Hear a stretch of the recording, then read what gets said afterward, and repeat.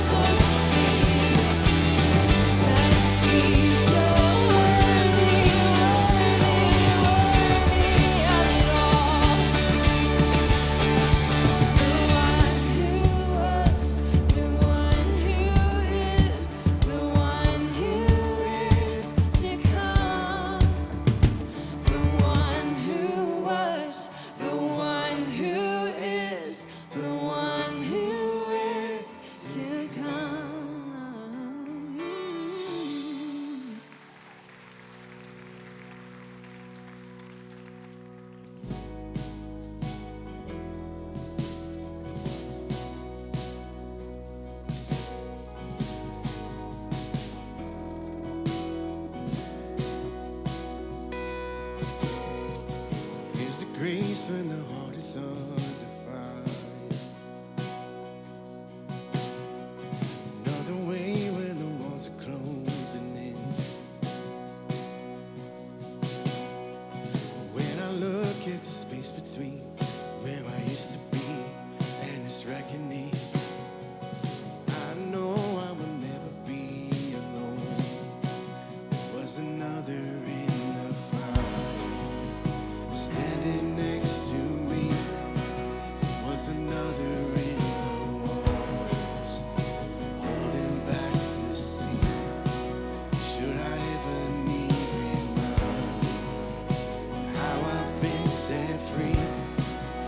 is a cross that bears the burden. Where another died for me, there is another in the fire.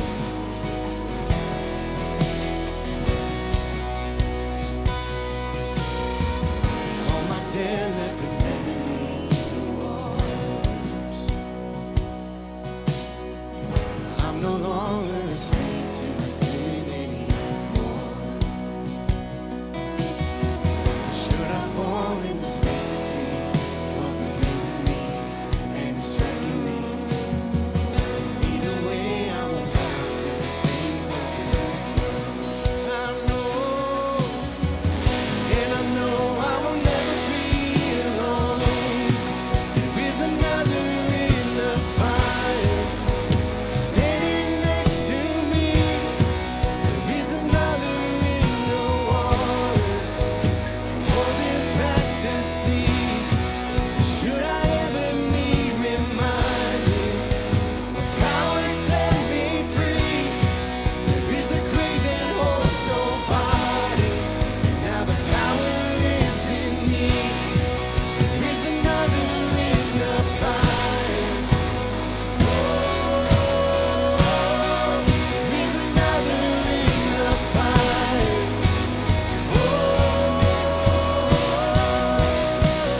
I can see the light in the darkness as the darkness bows to hell.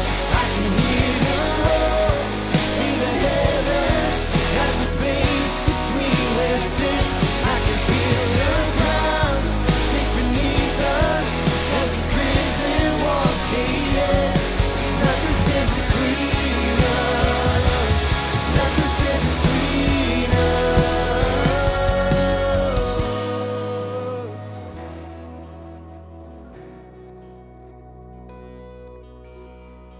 There is no other name but the name that is Jesus.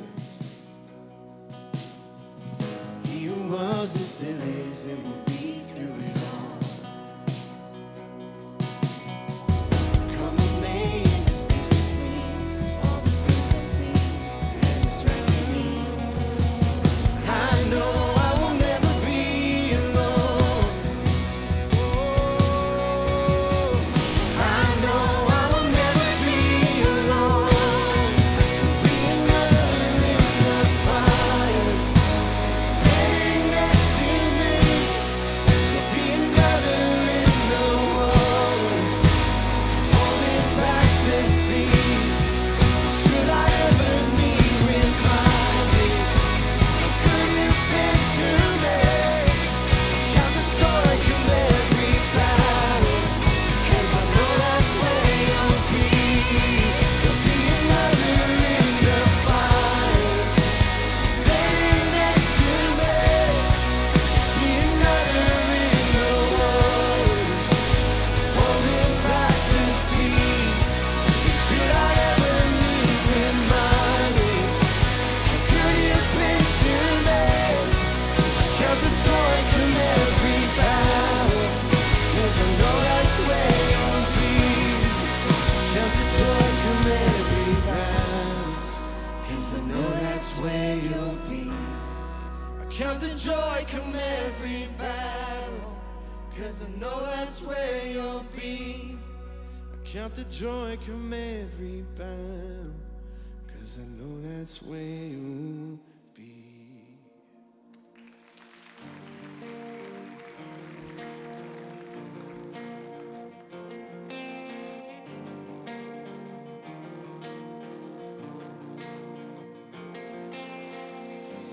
Days may be darkest, but your light is greater.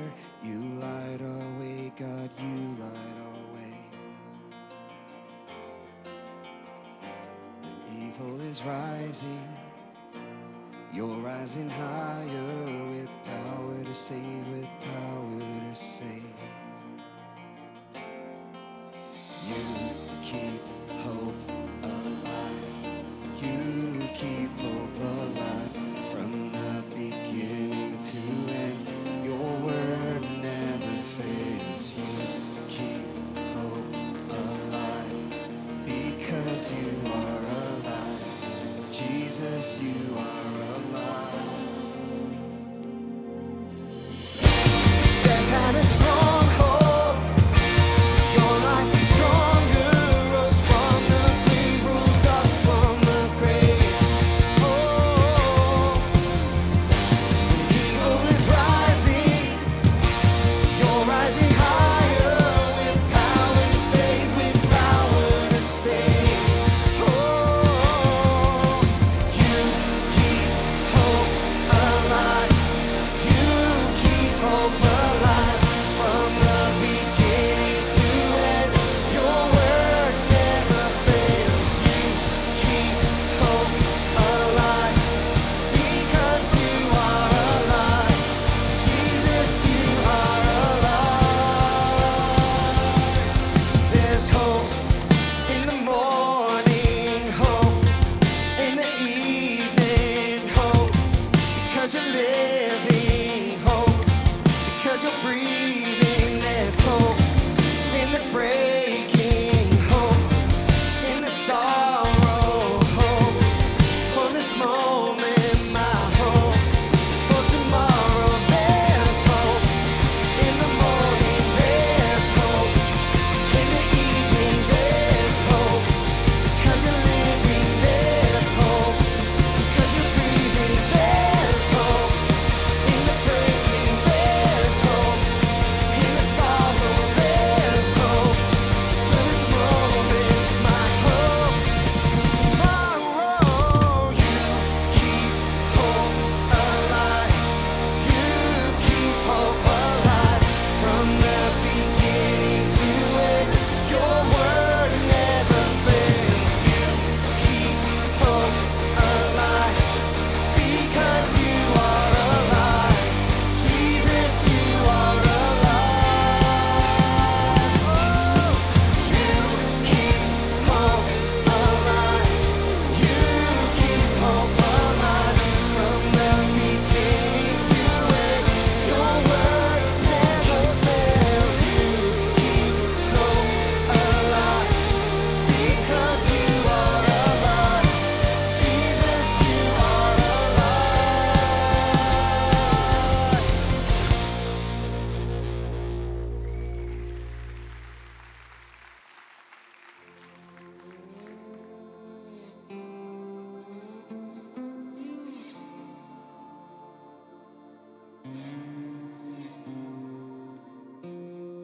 When I'm at my end, just getting started. When I hit a wall, you just walk through. When I face a mountain, you are the maker, so it's gotta move. When I'm out of faith, you are still faithful.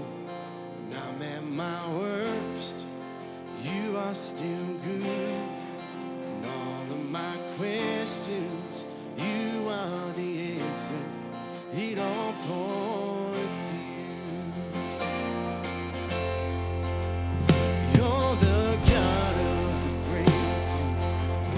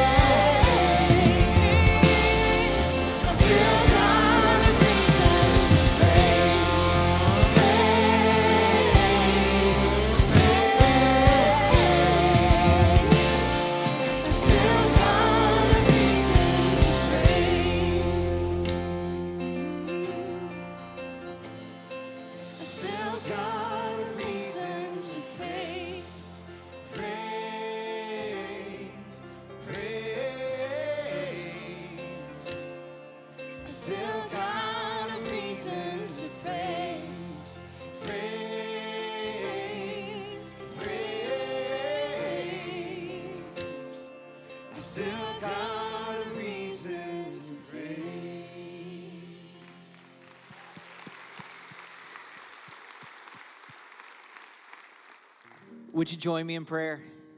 God, thank you that no matter what we go through, you walk with us. Whether it's good times, whether it's hard times, Father, thank you that you are right by our side.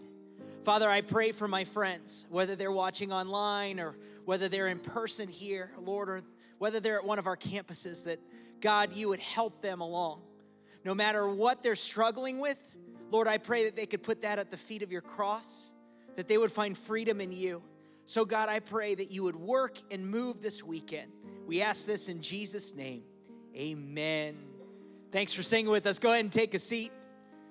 Well, this weekend is a special weekend around here. We have Gary Thomas here with us, and he is an incredible author, and he's going to talk about strengthening marriages. And in light of the fact that this is a little bit about love, we thought that we would start with a classic love song. So take a listen to this.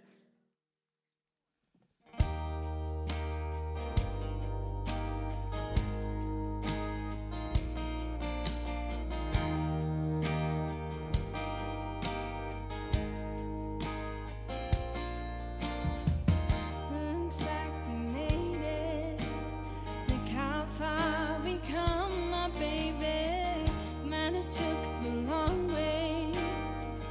We knew we'd get there someday. They said, I bet they'll never make it, but just look at us holding on.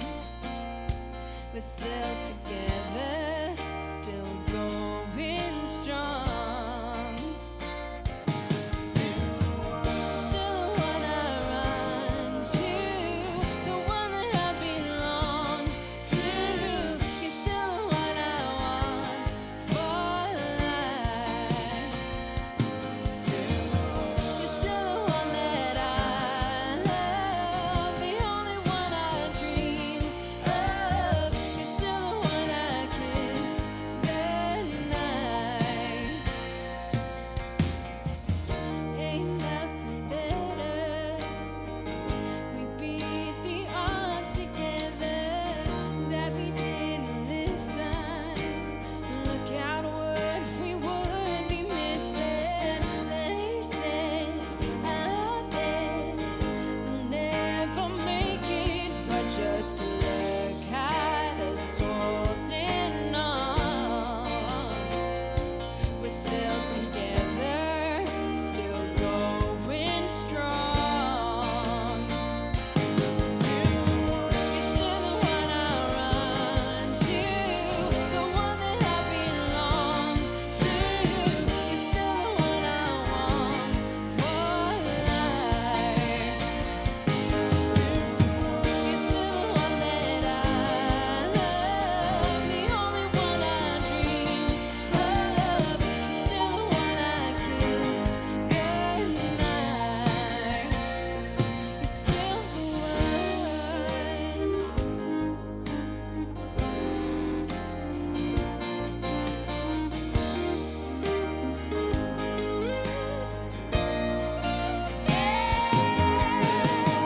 Still the one I run to, the one that I belong to. You're still the one I want for life. Still the one that I love, the only one I dream of. You're still the one I kiss goodnight. I'm so glad we made it. Look how far we come, my baby.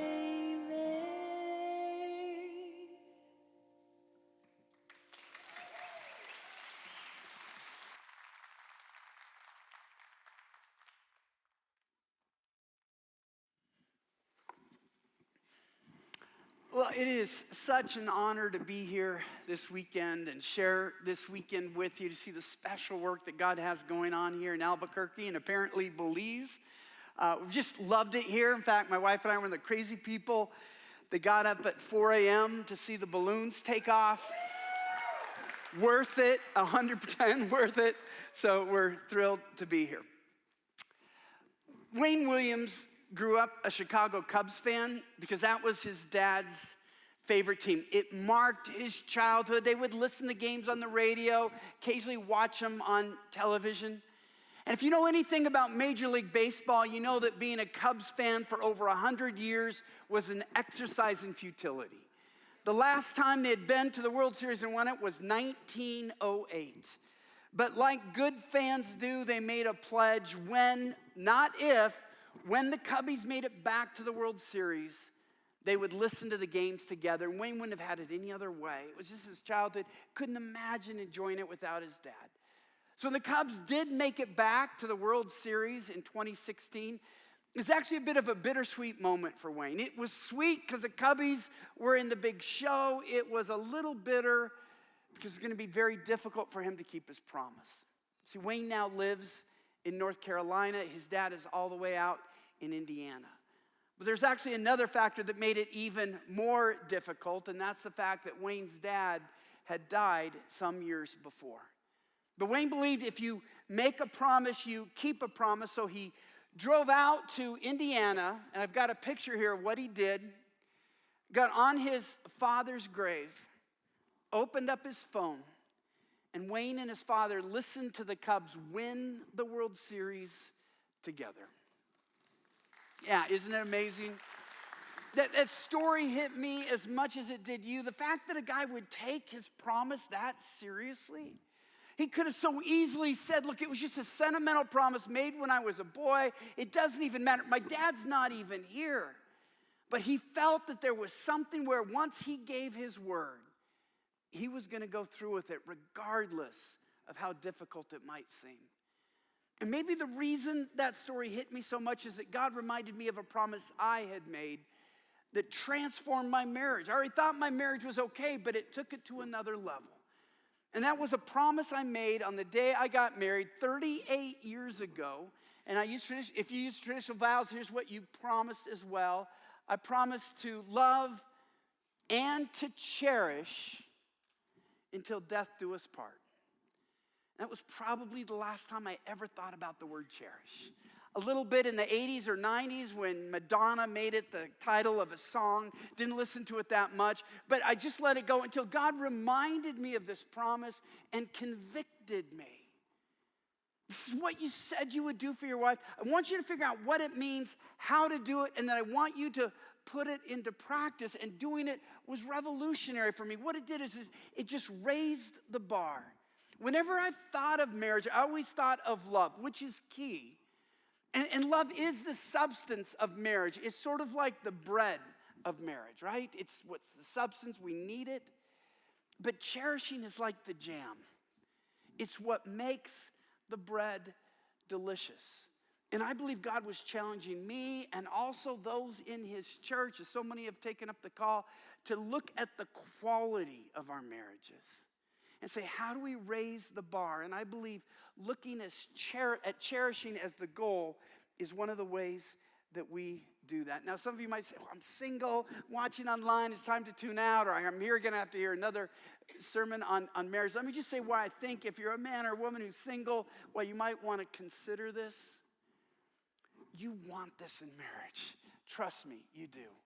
And you need to know what cherishing means so that you have that standard for whoever you marry. As a pastor, I've seen so many singles where because they want to get married, they make so many excuses for the guy they're dating or sometimes the woman they're dating. Well, he's not that mean and he's usually kind of thoughtful.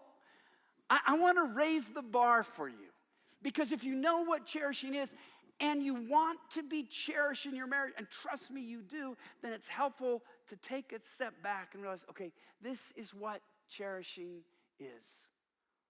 So what is it biblically? I want to express it biblically by comparing the most famous chapter on love from 1 Corinthians 13, and then showing how concepts in Song of Songs, it doesn't use a word, but it uses the concepts of how we're called to cherish each other. And what you're going to see is that they are related, but cherish just turns love in a way that makes it even more beautiful. So let's try that. 1 Corinthians 13:4 tells us that love is about being gracious and altruistic. Love is patient and love is kind. But how is Cherish different? Cherish is about being enthusiastic and enthralled. Song of Songs 4:10. How much more pleasing is your love than wine, and the fragrance of your perfume more than any spice. Love tends to be quiet and understated. Love does not envy. It does not boast. Cherish does boast. It boasts boldly and loudly. My beloved is radiant and ruddy, outstanding among 10,000. Love thinks about others with selflessness. Love is not proud. It doesn't dishonor others. It's not self-seeking. But Cherish thinks about its beloved with praise. Your voice is sweet. Your face is lovely. Love doesn't want the worst for someone. Love does not delight in evil, but Cherish celebrates the best in someone. How beautiful you are, my darling. Oh, how beautiful. Love puts up with a lot. It always hopes. It always perseveres. But Cherish enjoys a lot. Just doesn't put up, it enjoys. His mouth is sweetness itself. He is altogether lovely. Love is about commitment. Love endures all things. Love never fails. While Cherish is about delight and passion. Your name is like perfume poured out. Now, love and Cherish never compete. I'm not trying to elevate Cherish to denigrate love. In fact, without love, Cherish won't last. It'll be a sentimental notion. Maybe you're inspired and convicted and you try it out, but if love doesn't support it, it's like a soap bubble. But without Cherish, love can start to feel more like a duty and a discipline than a delight. I think so often in our marriages as Christians, we've defined a Christian marriage quantitatively. It hasn't been broken. We're still married. What if in this word, entering this word into our common conversation, God wants to raise the qualitative aspect of our marriages? It's not just about staying together. It's the way we treat each other. And what I found that Cherish does, love focuses me on my obligations. Serve, sacrifice, be committed, hang in there. Those are all good things, but Cherish focuses me on the excellence, the beauty, even the wonder of my spouse, which creates an entirely different experience within marriage. And what I love about Cherish, it can be chosen. Infatuation is this brain fog that hits us. We don't choose it. In fact, we talk about falling in love. It's like we trip. Suddenly we wake up and we're in love. Cherishing is something you can choose. There are attitudes, there are actions, there are decisions that you can make that will build up a cherishing heart in your marriage. So what do we do? What are some of the steps? It is painful to try to summarize a book and a weekend seminar in 33 minutes, but let me give it a shot because I want you to have something to take away. The first step is this. We have to remember our promise, right? We said we would cherish our spouse. Are we willing to do it? Not just love, but cherish. Guys, your wives want more than simply being loved. They want to know they're cherished. What broke my heart one time was I realized, I was praying before the Lord, if I don't cherish my wife, she will never be a cherished wife. I'm the only one that can do that. She'll never know what it means to be cherished. Here's a woman who's committed her life to me, and I don't want her to pay for that by never knowing what it is to be a cherished wife. And the husband talks about what it means to be a cherished wife. In Song of Songs 4:9, he says this, "You have stolen my heart. My sister, my bride, you have stolen my heart with one glance of your eyes." It's this experience that when he sees her, there's just something about her that makes his heart stop, that impacts him like nobody else does. After I'd finished writing Cherish and been putting this into practice and really trying to see it happen in my life, I had a surprising experience. I usually wake up a couple hours before my wife. I just don't sleep that much, and so I've been working in my office. Our master bedroom is just the next door, and I heard my wife rustling around, and I knew she was awake. I knew she would soon go walk down the hall, open up my door, and come up, and she'll give me a hug and tell me about her dreams or what her day is. And the best way to describe it is my heart leapt. I was just so excited. Lisa's awake. Now, I had been married to her for decades at that time. And that didn't happen the first decade we were married. It didn't happen the second decade we were married. What was different? I'd learned how to cherish her. And here's what I found, and this is true of all of God's commands. See, I first started cherishing my wife because I believe he convicted me. And he said, you promise I'm going to hold you to it. And so I want to do it. But like everything God asks of us, haven't you found this to be true? When we obey, the blessing is more than we could imagine. We might do it because we think we're supposed to do it, and then God so blesses us. It makes so much sense. How could I be this dense? When you learn to cherish your spouse, it's a delight when they wake up because your favorite person in the world is now awake and you get to interact with them. It just caught me by surprise, but it's just the way of God that there's so much joy in obedience. But wives, your husbands also want to feel cherished. Now, they might be suspicious of the word. When I was interviewing people for the book and I talked to guys, what does it mean to be cherished? And they'd like, I have to turn in my man card if I say I want to be cherished. But they know the concept. A pastor was with 7 leading guys in his church. These are leaders. A lot of people envied him. They looked up to him. And he asked them, he just wanted to know what was going on in the homes in his church. So he said, how many of your wives love you? All 7 hands went up. All right, how many of your wives like you? All 7 hands went down. Every husband felt loved. Not a single one felt cherished. And what they would tell you is, look, I married a good Christian woman. She fears God. She's not going to break her word before God, and so she's going to love me. She's going to stay there. But at best, she tolerates me. And that creates a whole different dynamic in marriage that I believe God is calling us to do more. Because wives, just why you want to hear You've Stolen My Heart, My Sister, My Bride, your husbands want to hear Song of Songs 2:3. Like an apple tree among the trees of the forest is my beloved among the young men. Now, why should that verse stand out? You don't usually see apple trees in the middle of a forest, right? They don't usually make it.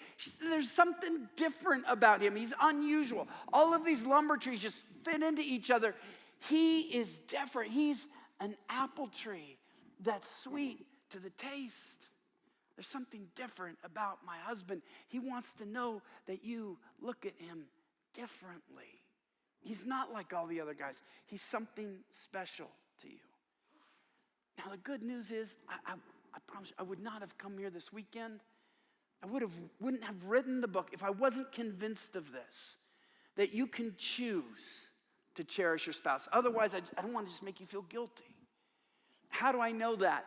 The perfect God who cherishes the imperfect us is more than capable of empowering us, inspiring us, and equipping us to cherish our imperfect spouses. I'm not saying your spouse is always easy to cherish, but I'm saying the God who will help you cherish is powerful and mighty and more than capable of doing that. So why would he do that? Not just for your enjoyment. That's a big thing. God is into your enjoyment. But I was convicted last week and frankly shocked when Pastor Todd said that 90% of people in this area around this church haven't yet said yes to Jesus.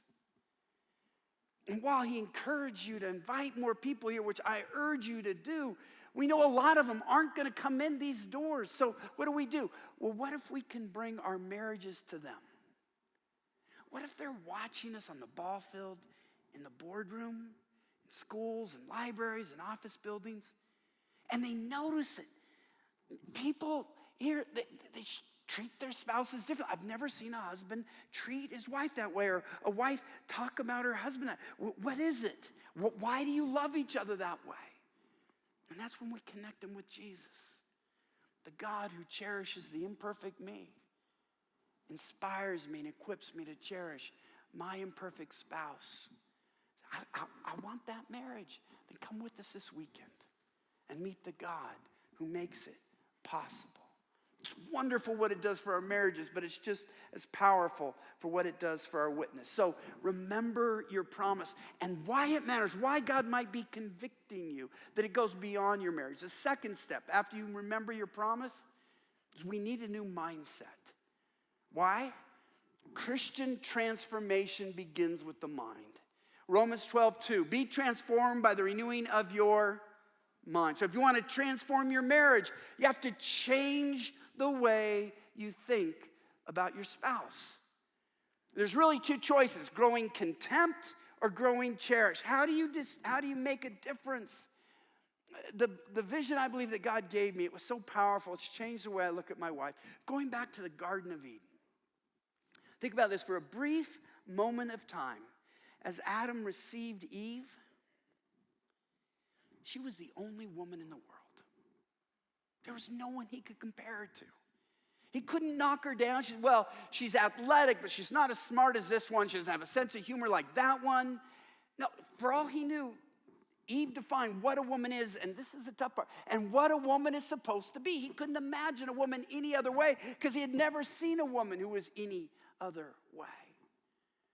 And wives, the same thing was true of Adam. For Eve, he was the only man in the world. She couldn't say, boy, I wish he had a sense of humor like Bob. Or I wish he had the work ethic of Jim. Well, they probably didn't call him Bob and Jim back then, but Jacob and Ezekiel or something like that. And so Adam defined for her what a husband is, what a husband's supposed to be. Now, you can take this too far. I'm not excusing abuse, things like that. But it's going away from the things like contempt, because so often what leads to contempt is that we compare our spouse's weaknesses with another spouse's strengths. And then they come out wanting. And it just doesn't make any sense for us to do that. And I've seen so many couples to do, and I just ask you, when you do that, think about the last time you've negatively compared your spouse. What did it get you?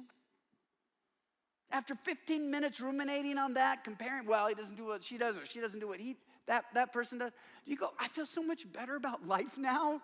I'm so much happier. Boy, no, you feel more depressed. And your spouse probably notices it because your eyes don't light up. They kind of close, or they're clouded with disappointment. So cherishing begins with a commitment to contentment. It's a spiritual principle. There's a great Christian classic that talks about how God is the only perfect being, and we can't expect anyone else to be everything like God is. We're just parts. The analogy he would use is like comparing birds. A peacock is just this incredible bird, largely recognized as the most beautiful bird on the planet. But have you ever heard a peacock's voice? It's like torture. It's like nails on a blackboard. And then you have a blackbird, not much to it to look at. But have you ever heard a blackbird sing? You're lifted up to heaven. Or the trees. So there are fruit trees. If you're hungry, if you need nutrition, you want to grow fruit trees, but you can't build a house with a fruit tree. If you want to build a house, you go to the forest, you get the lumber trees. And so the point is, no spouse can be everything, even though we often try to make them that. If you fell in love with the blackbird, be a fan of blackbirds. Don't expect your blackbird to look like a peacock, all right? And if you married a peacock, don't expect your peacock to sing like a blackbird. It just doesn't happen. If you fell in love with a fruit tree, that sounds really funny. But if you fell in love with, you're a fan of fruit trees. You're not trying to build a house with that spouse. You're hiring somebody to build a house if you married that spouse. Guys, this is what's so key. If we want our wives to feel cherished, and don't we? Out of all the women on the planet, they said, I will marry you. You know what they want? Song of Songs 6:9. I rarely repeat a verse when I'm writing a book. This came up 3 times because it's so key for us to learn. Song of Songs 6:9 says this, my dove, my perfect one, she's the only one. So husband said, there's nobody like her. The competition is over. Comparison stop. She is my perfect one. She's not just she's the only one. And guys, I got to tell you, this is why porn justifiably bothers so many women. Why some will go into PTSD, legitimately clinical PTSD when they find out. because they don't want to be compared. He chose me. I want me to fill up his eyes. And that's what it means to cherish our spouse. When I was doing a sacred marriage conference one time, it was a large church like this. I'd been in the green room. They came running in and said, Gary, we need you to do a mic check. We forgot. We can't open up the worship center till you do the mic check. Hurry, so I'm coming. And my wife was setting up the book table. Now, you might see her out there if you go by the book table now. If you do, you'll think like most people that we just don't belong together. She looks freakishly young compared to me. We're only 3 years apart. She looks way younger. In fact, one time she was at a book table and somebody said, boy, you must be so proud of your daddy. And she goes, I am, but he didn't write these books. I'm saying that to defend the woman's reaction. So I'm walking and I've got to go fast. They said it was hurry, and my wife said at the book table, I wanted to at least say hi. I didn't want to ignore her. And so I went by, I smiled, and I patted her ear, and she doesn't mind. I know some wives hate that. If she did, I wouldn't do it. For whatever reason, she kind of likes it, and I'm happy to do it. So that's our marriage, all right? So I'm patting her and smiling. She smiles back, and this middle-aged woman saw this. She got a really nasty look on her face. She marches up to my wife. Is that Gary Thomas? She's like taken aback. Lisa, yes. Are you his wife? She's expecting her to say no. And if you know my wife, she's so sweet. She would never talk like this, but she just thought I was being insulted. And she said, just kind of came out. She goes, no, he was with his wife last weekend. This weekend, it's my turn. I was like, honey, you can't say that. She goes, but Gary, that's not you. In a million years, you're not that guy. I said, read the newspapers. It happens. I go, but she did set it straight. So no rumor got out. She told her, sorry, yeah, it is my husband. And it was there. But look, here's the fair attitude the woman had. You only treat your wife that way. You only look at your wife that way. You only touch your wife that way. And we all know that's true. Here's what I'm asking of you, men and women. I don't want to think about my wife that way. We're so careful about touch. We're often careful about words, and we should be, but I want to be just as careful about my thought. She is my Eve, the only woman in the world, and I want her to feel that way in my mind and in my heart and with my eyes. So we remember our promise, we change our mindset, and third, and this is one, I got like 20 things, but I just have time for one. Here's a key one. If I cherish someone, I want to showcase that person. We just know this. If you cherish something, you want to show it off, don't you? Have you ever seen a newly engaged woman? She kind of walks around like this, just hoping somebody's going to notice her finger. Or guys that get a new car, they're really into cars, they put it on Facebook. You go to their house, hey, come out, you got to see my new baby. I remember for so much of my life being so annoyed by new grandparents that would show pictures of their babies to me. I'm like, your baby really isn't all that. I kind of wanted to, I don't know, I'd put that on a Gerber bottle. I mean, it just maybe has to grow into it or something. I just never got it until Lisa and I had our own granddaughter. And all of a sudden, I can't wait to show thousands of people this weekend my granddaughter. And I'm so happy because when she's that cute, how can you not cherish her? I mean, I so cherish her. I want you to cherish her. I want you to see her cuteness, her adorableness, her beauty. And the same thing has to be true of our wives. When we cherish our spouse, the wives of your husbands, you want to showcase them. You want others to see their excellence. There's a great analogy of this from the ballet community. George Balanchine is one of the most famous choreographers ever. He had been a dancer before. And his motto was, I want to make the beautiful yet more beautiful. I work with these beautiful dancers, he says, but I want to make them even more beautiful by the way we showcase them and highlight them. And so we had a famous phrase called the ballet is woman. And what he meant by that is that people go to the ballet primarily for couples to see the ballerina. It's her strength, her athleticism, her grace, her beauty. And so the best male dancers, the one that Balanchine would look for, are the ones that would showcase the ballerina, not the ones that would use their strength to step in front and show their muscles or their moves. They're there to support her and lift her because a ballerina can just do more with a guy supporting her than she can on her own. It's just human physics.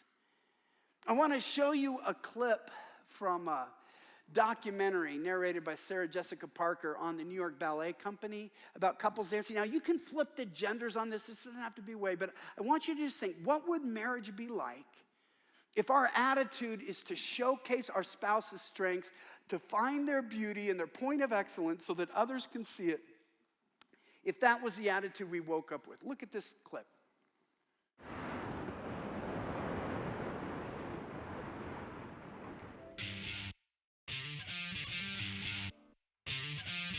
When a male dancer is paired with a ballerina, he can support, stabilize, lift, and turn her, allowing the partner to perform feats she could never do alone. One of my favorite parts of dancing is partnering. I love having a connection with someone on stage.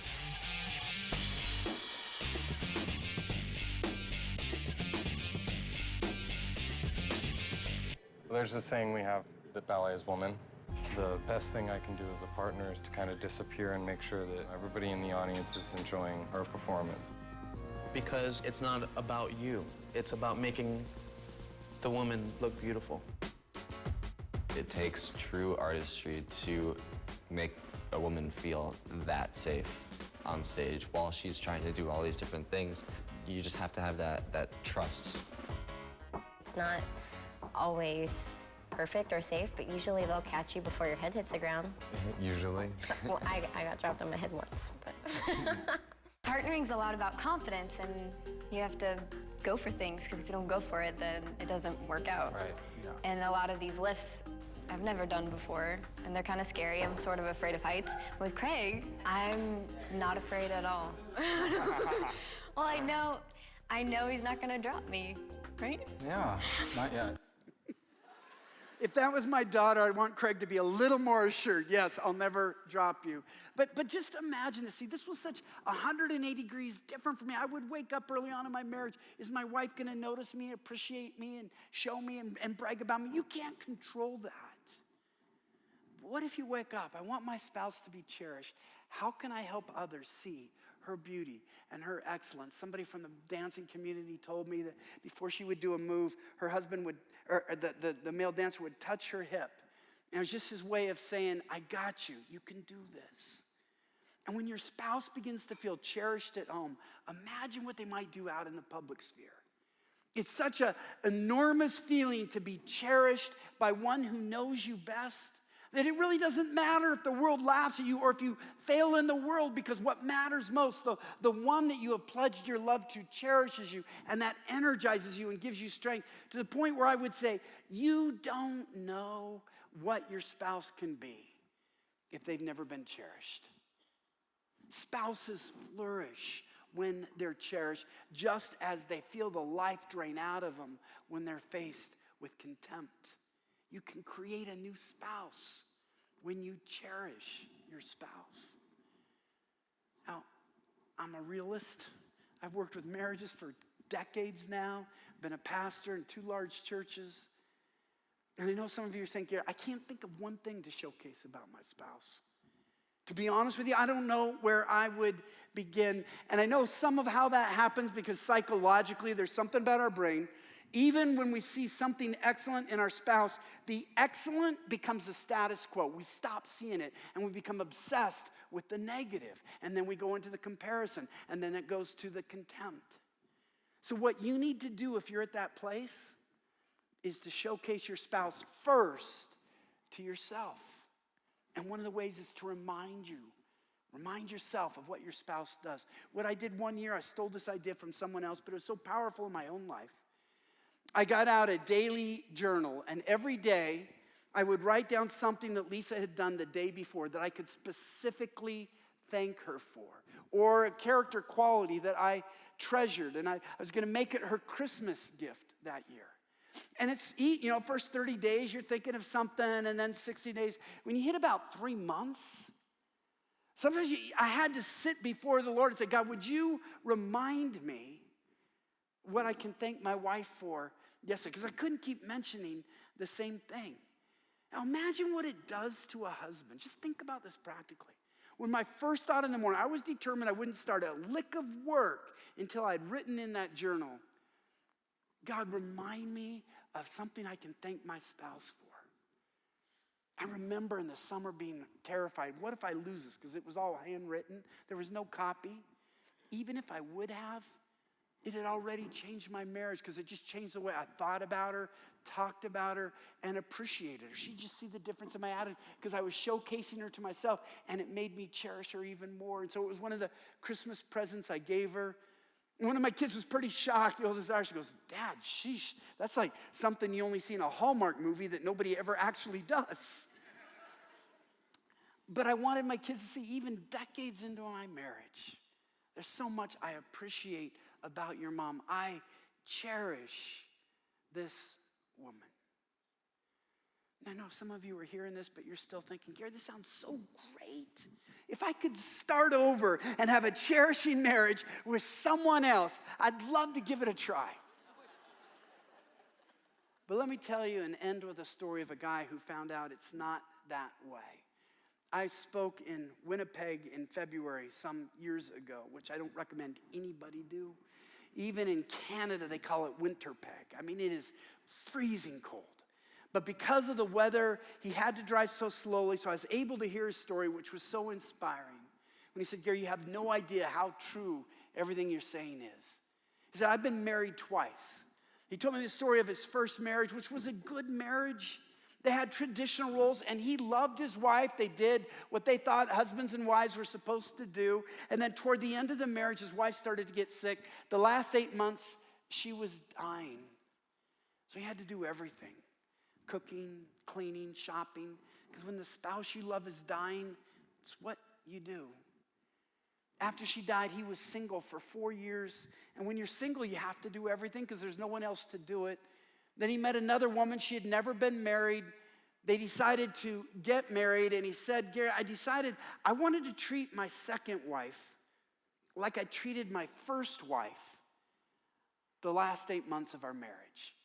I want to do what I did for my first wife. I've been single for 4 years. Why don't I just keep doing those things? And he goes, I'm going to start calling her princess because I want to remind myself to treat her like a princess. And had a wonderful 15 and 19 years of marriage. And sadly, she also became ill and died. So he's looking back and with tears in his eyes, he said, Gary, my second marriage was so much deeper, more fulfilling, and even happier than my first marriage. Not because my second wife was better than my first wife. They were kind of the same. Spiritual maturity, pleasantness of personality, relational ability. There wasn't much difference. The difference was my attitude. While I loved my first wife, I loved and cherished my second wife. And it made all the difference. Why not give it a try? What if you could leave here today with the same spouse, start doing this, and have an entirely different marriage over time? It's possible because God will make it possible. God cherishes you. He can help you cherish your spouse, and he wants your spouse to be cherished, not only for your own happiness, but the witness it will give to Albuquerque, Belize, and beyond. The church is known for saying we need to keep our marriages together. I don't refute that. But let's look at the quality of our marriages. And I believe raising the bar to love and cherish is one of the ways we get there. Let's pray.